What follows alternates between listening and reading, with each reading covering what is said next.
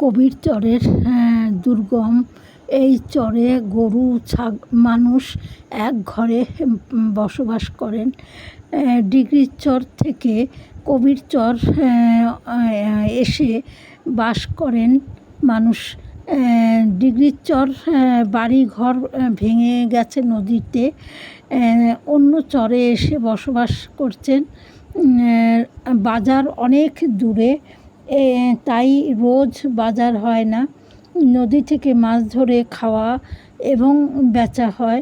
চরের দৃশ্য ভীষণ সুন্দর, সবুজে মেলা। চরে টাকা দিয়ে জমি কিনে বাস করে, আবার নদীতে ভেঙে গেলে অন্য চরে গিয়ে বসবাস করে। এই চরে আয়ের উৎস গবাদি পশু পালন করা, আর কিছু মানুষ চাষাবাদ করে জীবিকা চালায়। এখানে প্রচুর ভুট্টার চাষ করেছে। ধুধু চর, টিনের ঘর, চাল। এই চরে বিদ্যুৎ নেই, কোনো বড় গাছ নেই। ধুধু রোদ্দুর নতুন এসে বসবাস করে ভবিষ্যতের আশায়।